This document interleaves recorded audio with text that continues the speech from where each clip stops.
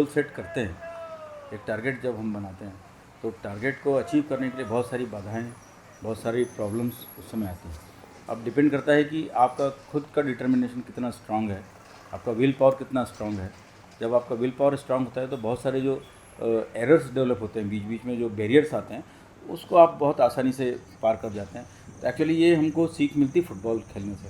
Football में भी आप देखेंगे कि डिफेंस से जब हम अटैक में जाते हैं या अटैक से हम फिर डिफेंस में आते हैं तो बहुत सारे ऐसे बैरियर्स होते हैं जो आपके गोल को रोकती है। जैसे कि जीतना होता है तो कई बार जीतते हैं, कई बार हार जाते हैं। तो वैसे ही मगर हम हारने के बाद भी खेलना नहीं छोड़ते हैं और जीतने के बाद भी हमारा एंड नहीं होता है। एक खिलाड़ी, एक सच्चा खिलाड़ी कभी हारता है, शाम को जीतने के लिए खेलता है, शाम को हारता है तो अगले दिन सवेरे जीतने के लिए खेलता है। वो हार को पीछे छोड़ना सीख जाता है। खेल की सबसे बड़ी खूबी ये है कि वो हार को पीछे छोड़ना सीख जाता है, जीत के लिए आगे कदम बढ़ाना सीखता है।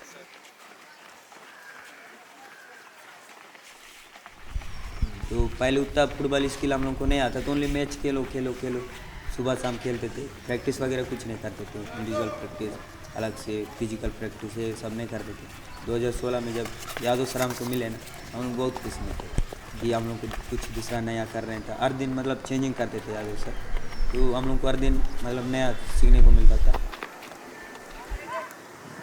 हमारे पास जब अभी जो हमारे कोच हैं हमारे पास है, पहले तो हम खुद अपने से करते थे, तो हम लोग को उतना नॉलेज नहीं रहता था कि कैसे बॉल रिसीव करना, कैसे पास देना, कैसे टीम के साथ चलना, कैसे वो मतलब कॉम्बिनेशन नहीं बन पाता था हम लोग से। तो इस कारण से हम लोग फिर जब बाहर जाके देखते हैं तो लगता था कि लोग बहुत एकदम खेलते थे, तो हम लोग लगता था कि एकदम लड़कों की तरह खेलते हैं, तो हम लोग इन लोगों के बराबरी नहीं कर सकते। लेकिन अभी सोचते हैं कि हम कर सकते हैं।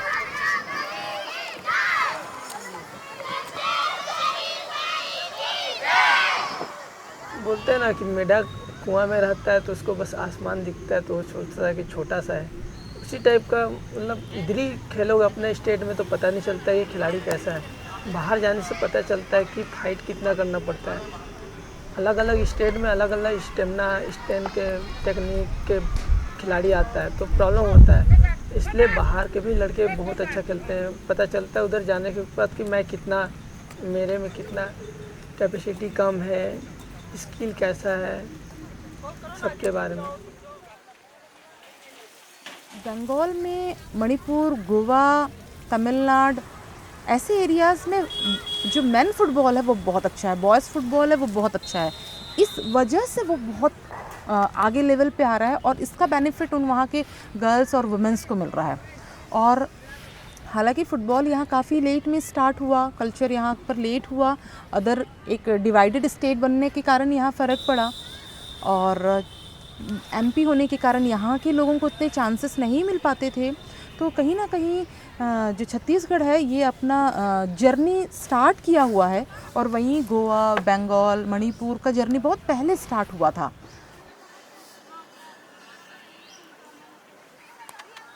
मैं 13-14 वर्ष की थी तब से ये मेरा फुटबॉल शुरू हुआ है। हमारे यहाँ सीनियर दीदी लोग हैं हॉस्टल में, तो वहाँ दीदी लोग खेलते थे। हमने देखा वहाँ पर दीदी लोग प्रैक्टिस कर रहे हैं, थोड़ा मन में एक इच्छा आया कि हम भी खेलें और फिर दीदी लोग के साथ प्रैक्टिस शुरू कर दिए।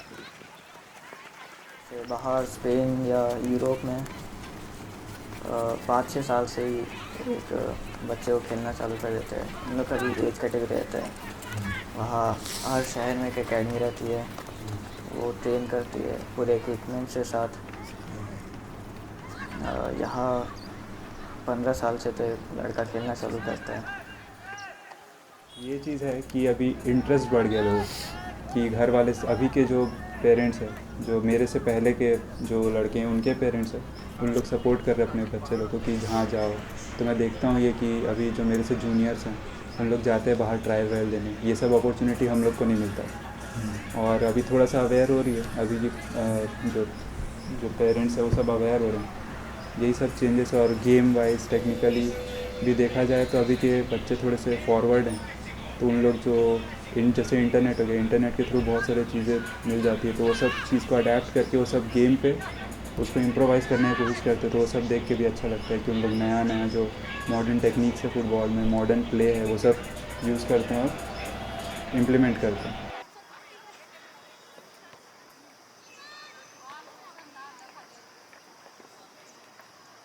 पहले मेरे घर वाले पहले सपोर्ट नहीं करते थे, बट अभी थोड़ा खेल में डेवलप हुआ तो थोड़ा बहुत अभी सपोर्ट करने लगे हैं मेरे घर वाले। तो उसी को मैं मन में लेके खेलता हूँ फुटबॉल, और मैं सोचता हूँ कि मैं अच्छे खेल के मेरे गांव का नाम रोशन करूँ। वैसे ही अगर कोई भी प्लेयर अगर अच्छा खेलने लगे तो बाद में फैमिली सपोर्ट करेंगे।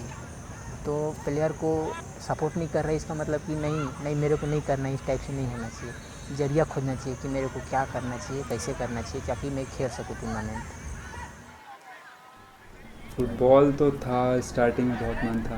घर वाले भी मतलब घर वाले उतना सपोर्ट ये नहीं बोल सकता कि नहीं किए उन्होंने, मतलब जितने फैसिलिटी दे सकते थे अपने हिसाब से उतना उन्होंने हर चीज़ दिया है। और बस यही बोलते थे कि इस चीज़ को एकदम प्रोफेशनली नहीं ले जाना, क्योंकि उनकी भी गलती नहीं, इंडिया में इतना स्कोप दिखाया नहीं गया है कि फुटबॉल में इतना ज़्यादा स्कोप है। क्रिकेट हर जगह अभी धीरे धीरे आया है फुटबॉल का स्कोप, लेकिन फेमिलियर नहीं हुई है पब्लिक। एक पॉइंट आया ऐसा कि लगा कि नहीं यार अब एज होते जा रहा है, मेरे जो कॉलीग्स लोग थे, स्कूल वाले, कॉलेज वाले, सबका जॉब लगे पड़ा है।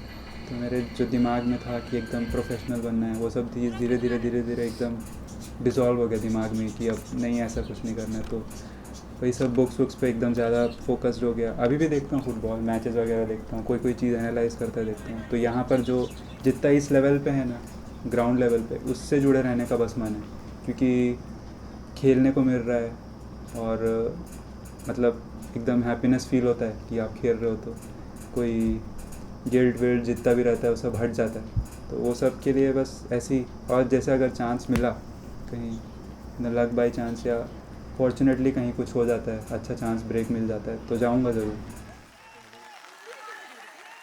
ज़्यादातर गर्ल्स जो बहुत अच्छे लेवल पे खेल सकते थे, उन्होंने इसलिए फ़ुटबॉल छोड़ा क्योंकि उनको फैमिली सपोर्ट नहीं था, और बहुत ही ज़्यादा उनके पेरेंट्स ने उनको डोमिनेट किया और वो पीछे हट गई। तो कहीं ना कहीं उनके अंदर इंटरेस्ट था, और कई बार तो मैंने पेरेंट्स को जाके समझाया कि मैं एक वुमेन हूँ, आप मुझ पे बिलीव कर सकते हैं, आप जो ख़तरा महसूस करते हैं वो नहीं होगा। फिर वो सोचते हैं कि प्रोफेशनली इनको तो कोई फ़ायदा होने वाला नहीं है। फिर कहीं ना कहीं वो चाहते हैं कि फैमिली की वो उनके मदर को सपोर्ट करे। फिर कहीं ना कहीं वो ये सोचते हैं कि समाज क्या बोलेगा। तो एक तो पेरेंट्स की अपनी अपनी अलग सोच है, और कुछ हमारी सोसाइटी से भी डरते हैं वो। मैं टीम को फेस करते देखती हूँ, उनके पेरेंट्स का यही व्यू है कि आप लड़की हो, आपको ये खेल नहीं खेलना चाहिए, आप छोटे शॉर्ट्स नहीं पहन सकते क्योंकि आप एक लड़की हो, आपको मंथली जो प्रॉब्लम्स होती है इस वजह से आप ये खेल को आप सेलेक्ट नहीं कर सकते आप। और उनके रिलेटिव्स, उनके जो ब्रदर्स लोग हैं वो कहते हैं कि आप अच्छा नहीं कर सकते हो। तो काफ़ी इस तरह से गर्ल्स इसको फेस करती है। मैं देखता हूँ कि प्लेयर तो उसका इमेज बनाता है, उसके दिमाग में होता है, वो करना चाहता है, पर कई सारे पेरेंट्स ऐसे हैं जो एक लेवल तक ही उसको चाहते हैं कि वो खेले, उसके बाद वो चाहते हैं कि वो सिर्फ पढ़े, भले उसका टैलेंट उसमें हो या ना हो। इसमें कोई बुराई नहीं है कि आपके बच्चे में ये टैलेंट नहीं है, ये स्वीकार करने में कोई बुराई नहीं है। जो टैलेंट है उस टैलेंट को उठाइए, उस टैलेंट को थोड़ा सा पुशअप करिए, बच्चा खुशी खुशी वो काम करेगा। बहुत सामान्य सी बात है, जिसमें मन लगता है वो काम में मैं 100% देने को तैयार होता हूँ, जिसमें मेरा मन ही नहीं लगता उसमें 100% कैसे दे सकता हूँ। पहले एकदम शाई टाइप का नेचर था, इंट्रोवर्ट जो बोलते हैं उस टाइप का था। तो क्लास 9-10 तक ज़्यादा किसी से बात नहीं, कुछ नहीं। तो जैसे जैसे आप फुटबॉल खेलना चालू करते हो तो आपको नए नए लोग मिलते हैं, तो आप धीरे धीरे ओपन अप होते रहते हो। नहीं चाहोगे, क्योंकि फ़ुटबॉल ऐसा गेम है कि आप बिना कम्युनिकेशन के खेल ही नहीं सकते। तो आप धीरे धीरे ओपन अप होते हो, लोगों से मिलते हो, उनसे इंटरेक्ट करते हो, तो धीरे धीरे वो सब शाइनेस और वो सब हट जाता है। और फिर धीरे धीरे ये भी होता है कि आपको मैनेज करना आ जाता है थिंग्स, कि आपको अपना स्टडी का टाइम और ये सब फैमिली को टाइम देना है, और ये सब चीज़ मैनेज करने पे मिल जाता है और लीडरशिप क्वालिटी आता है कि आप कैसे एक टीम को जब सीनियर हो जाते हो तो कैसे आपको एक टीम को लेके चलना है, कैसे उन लोगों को समझाना है, कैसे उस ग्रुप को एक साथ रखना है, ये सब चीज़ें। फुटबॉल देखा जाए तो बहुत सिंपल सा गेम है, लेकिन खेलना बहुत कठिन है। इसलिए जितना मेहनत करोगे उतना ही अच्छा वो खिलाड़ी बन सकता है। गेम ऐसा है ना जो मतलब कोई भी टेंशन हो या कोई प्रॉब्लम हो तो उस टाइम वो सब गेम में कुछ पता नहीं चलता है, क्योंकि उस टाइम बस गेम के बारे में ऐसा लगता है कि नहीं हमको अभी जीत के निकलना है, तो सब चीज़ भूल जाते हैं उस टाइम। कहीं ना कहीं जब बच्चियां घर से बाहर निकलती हैं, फुटबॉल खेलती हैं, तो वो एक सेल्फ डिपेंड चीज़ उनके अंदर आती है। उनको अपनी personal life, social life, family life आगे जो लीड करना है, वो सबके मामले में वो इतनी माहिर बनती जाती हैं। फुटबॉल उनको शायद प्रोफेशनली तो बहुत आगे शायद सबको नहीं बढ़ा सके, लेकिन उनको अपनी लाइफ जीने का अंदाज बहुत अच्छे से सिखा देती है। उनके अंदर जो बहुत सारी परेशानियां आती हैं लड़कियों को, वो बहुत अच्छे से हैंडल करना उसको सीख जाती हैं। उनके अंदर जो डर नाम की चीज़ है वो ख़त्म होना शुरू होती है। तो मैं अपने सोसाइटीज़ से, अपने जो भी पेरेंट्स से मैं यही कहूँगी कि मैं सिर्फ फुटबॉल की ही बात नहीं, लेकिन ज़रूर उन्हें अपने बच्चों को स्पोर्ट्स में भेजना चाहिए, उनको घर से बाहर निकालना चाहिए, उन्हें उड़ने देना चाहिए। और मुझे ऐसा लगता है कि जब मैं बच्चों को भी देखती हूँ, घर में वो बहुत तरह की परेशानियों का सामना करते हैं, लेकिन फ़ुटबॉल में आते हैं तो वो एकदम फ्रेश होकर के जाते हैं। तो नो डाउट ये गेम ऐसा है कि बच्चों को खुशी देता है, बच्चों को हिम्मत देता है और फिर से अपने सिचुएशंस को फेस करने के लिए वो नया जोश भर देता है। तो ये खेल ऐसा है जो साइकोलॉजिकली आपको बहुत ही खूबसूरत बना देता है।